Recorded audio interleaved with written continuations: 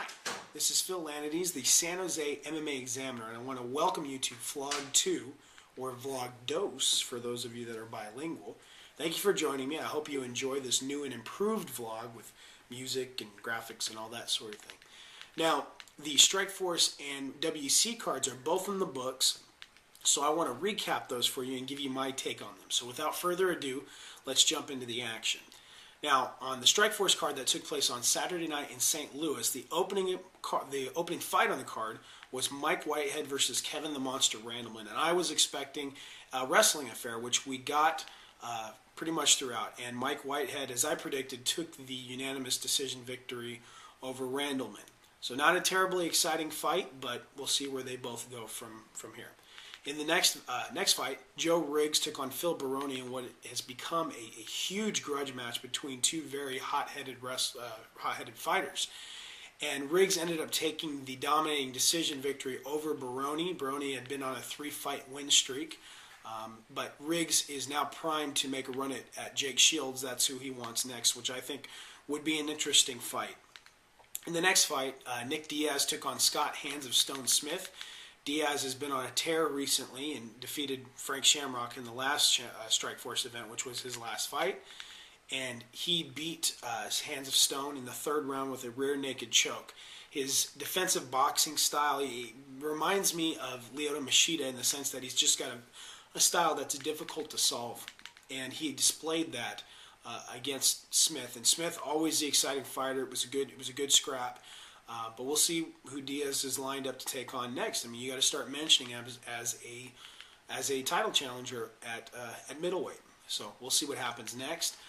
In what had to be the shocking win of the weekend, Brett the Grim Rogers took out former UFC heavyweight champion Andrei Arlovsky in 22 seconds. And if you watch it, it was a good stoppage. There was some question about whether or not Big John McCarthy made a good stoppage, but once you saw the replay and you saw how Arlovsky folded, just no question about it. Now, the question is Brett Rogers for real? I mean, he's 10-0. He's just dominating. He's not in fantastic physical shape just by looking at him, so there's questions of his gas tank. Can he really go into the deep waters?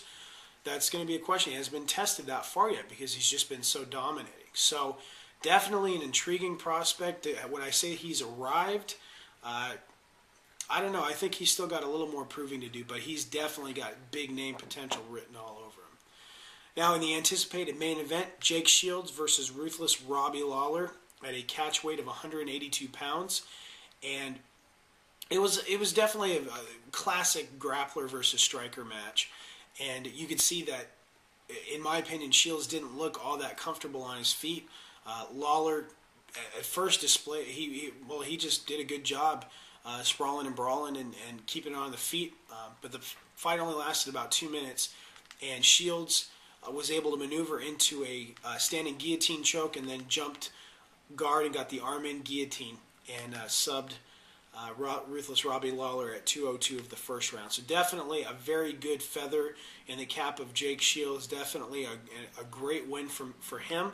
And he's got his sights set on the middleweight belt that Kung Lee holds right now. So all in all, definitely a great effort for StrikeForce. This was the farthest they've gotten away from San Jose so far. And it was also announced that their next event will be August 15th in San Jose and will be headlined by Gina Carano versus Cyborg, which will be the first major MMA card in history to be headlined by a women's fight. So definitely an intriguing card that's going to be coming up in August for StrikeForce.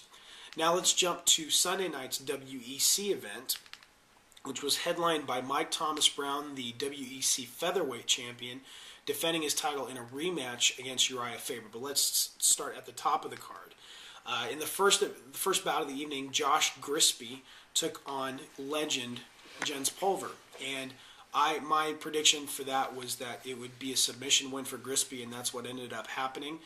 Grisby got the tap out at 33 seconds of the first round, and Jens, who I've worked with and done some PR for, hinted at retirement at the end of the fight, and personally, in my opinion, that would probably be the way to go. The guy's a legend. He put the lightweights on the map and really did as much for the sport as just about any fighter. He's done a fantastic job.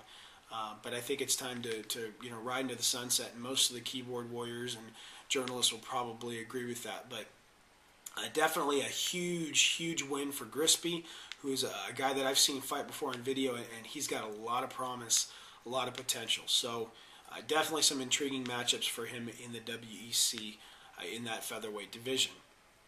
Next, recent WEC lightweight title challenger Donald the Cowboy Cerrone took on James Krause, a guy that I honestly have never heard of. He was undefeated, 10-0 heading into the fight, but most predicted that Cerrone would take the win, and he did.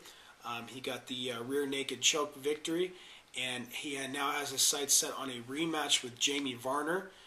That was a great fight the first time. Jamie Varner and Donald Cerrone was a fantastic fight, and he wants another shot at the title. So it's going to be interesting to see if he's earned that victory or earned that shot with this victory. In the next fight, Jose Aldo took on Cub Swanson. Now, Jose Aldo is another guy that I predicted this fight correctly as well. And Jose Aldo is a beast. That dude, he is real deal. And I was saying that before the fight, and he definitely proved me right. He took an 8-second first-round KO victory over Cub Swanson. He threw a flying double knee and hit Aldo hit Swanson in both eyes with one knee and then the other knee, and cut both eyes. And Swanson just crumpled, and Aldo followed up, but there was no need for it. 8 seconds later, it's over. So Jose Aldo definitely set himself up to where he's going to be getting mentioned for the next shot at the featherweight belt. Which leads us to the main event. Another fight that I predicted correctly. I actually did pretty good on my predictions, which I normally don't do that well, but I did pretty good this time. Mike Thomas Brown versus Uriah Faber. I predicted a 5-round decision victory for Brown, and that's what ended up happening. He's just got an aura about him right now. He's just going to be very difficult to beat. And Faber actually hurt him in the first round and won the first round, but unfortunately, when Faber put him down, it looks like he broke his right hand. And then he also injured his left hand. He was throwing a lot of open-handed strikes throughout the rest of the fight. So definitely a great fight. Brown got the very hard-fought victory, was very gracious in victory. But now it's kind of back to the drawing board for Faber, and Brown gets to move on and take on whoever the next challenger will be, and we'll see if it's going to be Jose Aldo. Definitely a very interesting matchup. So a very solid card. Both events were very solid, very entertaining. Looks like they were well attended, so good job to StrikeForce and the WEC. It's nice when you have a weekend like this when you have 2 cards on different nights, so you can enjoy both of them. So I hope you've enjoyed this vlog. I hope you enjoyed the recap, and we'll see you at the fights. This is Phil Landis, the San Jose MMA Examiner. Saying thank you for joining me, and we'll see you soon.